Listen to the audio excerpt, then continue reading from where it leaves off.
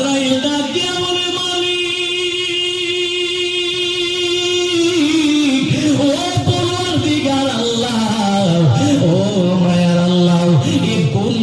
মধ্যে আমি আজরাইলকে ফালাইলাম, তুমি পাঠাইছো লুকমানের রূহ কবজ করার জন্য। আমি লুকমানের ঘরের ভিতরে ঢুইকা দেখি গো, এই ঘরের ভিতরে তো একটা লুকমান না, দুইটা লুকমান না, 100 লুকমান না, 200 লুকমান না, ঘরের ভিতরে হাজারো হাজার লুকমান। আমি আজরাইল তো আসলে চিনি না, কোনো চিনি না। আমি এবার কার রূহ কবজ করবো?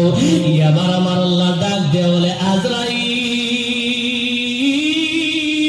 আজরাইল রে, ও আজরাইল, আরে যেই লুকমানের রূহ কবজ করার জন্য তুমি আজরাইল গেলাও, এই লুকমান সাধারণ লুকমান না। আইরে যেই লুকমানকে আমি আল্লাহ এমন হিকমত দান করেছি, যেই লুকমান নিজের জীবদ্দশার মধ্যে রে 1200 নবীর খেদমত করেছে, এই লুকমান সাধারণ লুকমান না। যেই লুকমানের সাথে গাছতুর মতো পাতা কথা বলে, ওই লুকমান সাধারণ লুকমান না। তুমি আজরাইল চাইলেই সহজে লুকমানের রূহ কবজ করতে পারবা না। আমি আল্লাহ তুমি আজরাইলের পরামর্শ দেই রে আজরাইল, শোনো শোনো, আমি আল্লাহ তুমি আজরাইলকে বলি এই মুহূর্তে লুকমানের ঘরের ভিতরে যাইবা, ঘরের ভিতরে ঢুকবারে আজরাইল, ঘরের ভিতরে ঢুইকা দেখবা যে লুকমানের ডান পাটা নড়ে, ওই লুকমানের রূহ কবজ করে আমি আল্লাহর দরবারে নিয়ে আসবা।